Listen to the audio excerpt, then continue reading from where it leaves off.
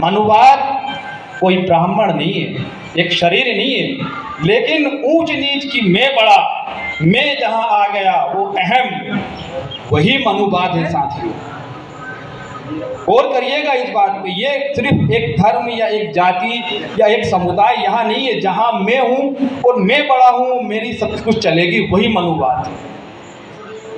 हम यहाँ बड़ी एक समझने में बहुत बड़ी गलती कर रहा है, चूक कर रहा है।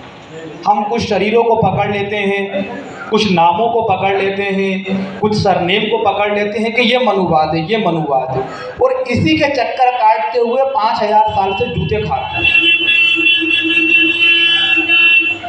अब लड़ने की जब बारी आती है तो अरे यार उसका नाम हो जाएगा, इसका नाम हो जाएगा, मेरा नहीं रहेगा, तेरा नहीं रहेगा। अरे हम बाबा साहब के मानने वाले हैं भाई, हम बाबा साहब के नाम लेवा हैं, हम बिरसा मुंडा के नाम लेवा हैं, हम टंडिया मामा के नाम लेवा हैं, हम भगत सिंह के पथ रास्तों पे चलने, हम गौतम बुद्ध को मानने वाले हैं। इन तमाम दुनिया को बेहतरीन आला से आला एक इंसानी ज़िंदगी कैसे मिल सके, एक समता मूलक आर्थिक सामाजिक रूप से राजनीतिक रूप से एक समाज का निर्माण कैसा हो गए, और एक इंसान होकर कैसा रह सके भाई, हम उनके मानने वाले हैं। तो इन तमाम दुराग्रहों और पूर्वाग्रहों को हमारे अंदर, पहले मुझे मेरे अंदर काम करना पड़ेगा। बाहर जब बनाने की बात आती है ना, तो बनाने वाला तो हो, हम समाज तो बना चाहते हैं समता मूलक, लेकिन हमारी विचारधारा अभी भी समता मूलक नहीं है मेरे अंदर। तो कुछ मोटी मोटी चीज़ें हैं, एक छोटा सा होमवर्क एक छोटे से भाई के नाते आपको देने की हम कोशिश कर रहे हैं। सुधार करना ज़रूरी है। पिछले 5000 साल में हम नहीं सीखे यार, आज़ादी के 76 साल में हम नहीं सीखे, और ख़ास तौर से 2014 के बाद तो दौर चले आ रहा है जहां पर अन्याय अत्याचार के तहत पूरे देश में एक दिन ऐसा नहीं जाता है कि बहुजनों का खून न सूखता। एक कहावत थी, एक बड़े राइटर ने बात लिखी थी कि अंग्रेजी हुकूमत में जहाँ की जगह कहीं सूरज न डूबता था, इतना बड़ा उपनिवेशवाद का दौर था वो, तो वहाँ की जगह कभी सूरज नहीं डूबता था उनकी हुकूमत में, और जिसकी वजह से अन्याय अत्याचार अपने चरम पर थे, वहाँ कभी खून नहीं सूखता था। यानी कि मानवता को सरेआम बेरहमी से हत्याएं की जाती थी।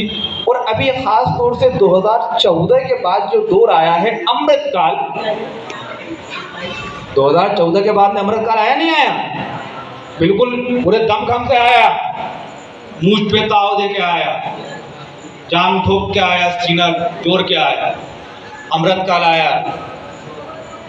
हम उस अमृतकाल में अपने आप को कहाँ पा रहे हैं? अरे निमावर कितना टाइम हुआ भाई निमावर का, और निमावर इसके पहले हमारी बहन हाथरस की मनीषा वाल्मीकि, उन्नाव का जो मामला हुआ, सेंगर साहब का बीजेपी के जो विधायक है, यहाँ की जगह सुरेंद्र सिंह राजपूत निमावर, अभी सीधी का जो मामला हुआ शुक्ला जी का, इसके बाद में अब ये निमावर में जो है मणिपुर के बाद में अभी कल ही न्यूज़ में आया कि किसी को मल खिलाया गया हमारे साथ। हमें वो धर्मों के आधार पे, जातियों के आधार पे खूब तोड़ेंगे, मरोड़ेंगे, बहकाएंगे, क्योंकि वो जानते हैं कि ये बहुजन अगर एक हो गए तो जाहिर सी बात है कि 15% तो कम है। 15% में भी 3% कुछ ज़्यादा ही खुराफाती है। एक गांव में अगर एक भी होगा ना, पूरे गांव को तिरभिन्न कर देता है साहब। और अच्छा मज़ेदार बात ये देखिए आप कि हम बहुजन हैं, बड़े हम भी नहीं साहब, बहुजन चलता रहता है। हम बहुजनों के ऊपर वो लोग आज राज कर रहे हैं जिसने कि बाबा साहब की पुरजोर मुखालफत की थी।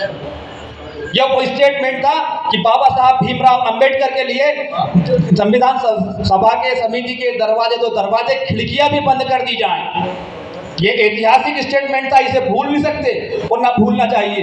ये संविधान बनने की बात आई थी तब भी उन्होंने कहा था क्या जरूरत है संविधान की, मनुस्मृति है ना, उसके हिसाब से चलेगा ना। क्या जरूरत है भारत को एक धर्मनिरपेक्ष राष्ट्र बनाने की, हिंदू राष्ट्र बनेगा ना। लेकिन बाबा साहब मानवतावादी थे। वो 32 डिग्रियाँ सिर्फ हमारे बोलने के लिए नहीं लेती कि भाई बोल देना, कभी 32 डिग्री हमने लिए थे। बड़े सीना चोड़ के तान के कहते हैं 32 डिग्री, नाम पूछ लेंगे तो अभी हवा टाइट हो जाएगी। लेकिन खैर कहने का मकसद हमारा ये है कि इस मनुवाद को समझें भाई। हमारे अंदर मेरे अंदर मनुवाद है, मुझे ढूंढना पड़ेगा। अगर मैं खुद की तलाश में निकलूंगा तो मैं बाबा साहब के रास्ते पे चलूंगा, जिन्होंने एक ऐसा संविधान दिया जहाँ की जगह तमाम जाति धर्म संप्रदाय और तो और चरिंदे परिंदे जानवरों तक को यार उन्होंने इंसाफ की बात की। और हम में लगे हुए ये यहाँ की जगह ये कुछ चंद सरफरी जो दिख रहे हैं ना अपने जैसे, इनको समेटने में